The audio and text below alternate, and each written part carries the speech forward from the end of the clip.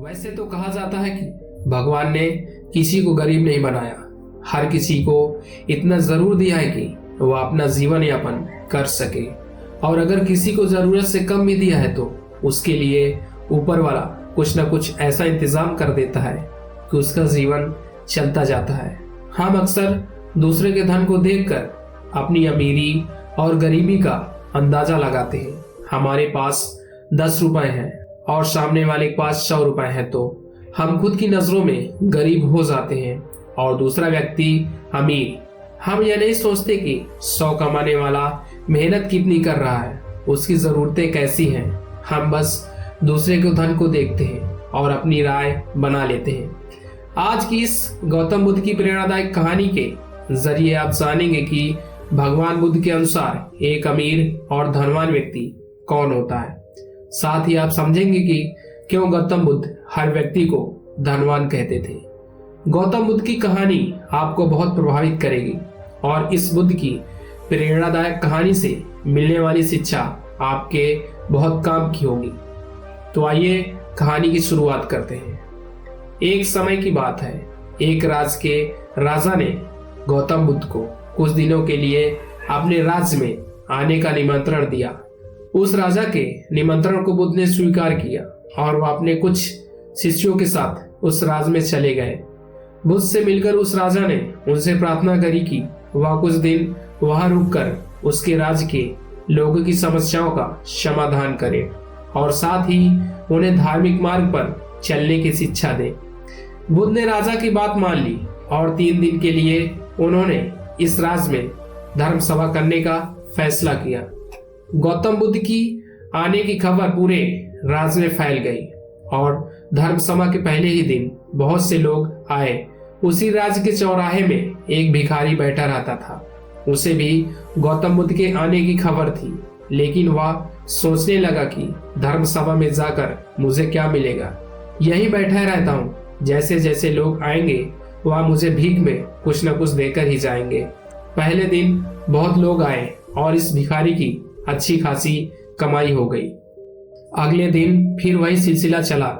भीख मांगने के साथ साथ भिखारी ने यह भी देखा कि धर्म सभा में जाते वक्त लोग दुखी और उदास से होकर जा रहे थे और उसे कुछ देकर भी नहीं जाते, लेकिन जब वह मुझसे मिलकर वापस आते हैं तो काफी खुश दिखते हैं और खुशी खुशी भीख भी देकर जाते हैं। यही सोचते सोचते दूसरा दिन भी निकल गया। तीसरे दिन बहुत कम लोग आए तो भिखारी परेशान हो गया। उसकी कमाई नहीं हुई। उसने सोचा कि बुद्ध सबकी समस्याओं का उपाय दे ही रहे हैं तो क्यों ना मैं भी उनके पास जाऊं और अपनी इस निर्धनता को दूर करने का उपाय पूछूं। ऐसा सोचकर वह भी धर्म सभा में चला गया, लेकिन वहां लंबी लाइन लगी थी। बड़ी मुश्किल से उसका नंबर आया। बुद्ध के पास पहुंचकर उसने प्रणाम किया और बोला, भगवान, इस गांव में सभी लोग खुश हैं और सभी धन सुविधा से संपन्न हैं, फिर मैं ही निर्धन क्यों हूं? उस भिखारी को देखकर भगवान बुद्ध बोले, तुम निर्धन इसलिए हो क्योंकि तुम हमेशा दूसरों से मांगते रहते हो, लेकिन कभी किसी को कुछ देते नहीं हो। तुम सोचते हो कि लोग तुम्हें भीख में बहुत पैसे दें, लेकिन बदले में तुम किसी को कुछ देना नहीं चाहते। ऐसा सुनकर वह भिखारी बड़ी हैरानी से बोला, भगवान, मैं क्या लोगों को कुछ दूंगा? मेरा तो खुद का गुजारा भीख मांगकर चलता है, मेरे पास देने को है ही क्या? बुद्ध कुछ देर के लिए मौन हो गए और थोड़ा देर रुकने के बाद बोले, तुम बहुत मूर्ख हो। किसी को देने के लिए या दूसरों के साथ बांटने के लिए ऊपर वाले ने तुम्हें और हम सभी को बहुत कुछ दिया है। मुस्कुराहट दी है जिसे तुम दूसरों के साथ बांटकर उनमें आशा और उम्मीद जगा सकते हो। आवाज दी है जिसे तुम मीठे शब्द बोलकर लोगों की तारीफ कर सकते हो। 2 हाथ दिए हैं जिनसे तुम दूसरों की मदद कर सकते हो। एक स्वस्थ शरीर दिया है जिससे तुम भीख ना मांगकर मेहनत का काम कर सकते हो। ऊपर वाले ने जिसको यह चीजें बिना किसी कमी के दी हैं, वह कभी निर्धन नहीं हो सकता। तुम निर्धन हो तो बस अपनी सोच की वजह से। जैसे जैसे तुम इस सोच से बाहर निकलोगे, तुम खुद को दूसरों से जितना ही अमीर समझने लगोगे और तुम्हारा जीवन भी सुधर जाएगा। दूसरों की खुशी देखकर उनसे अपनी तुलना मत करो। ऊपर वाले ने हर किसी को धनी बनाया है, बस जरूरत है तो अपनी सोच को सुधारने की।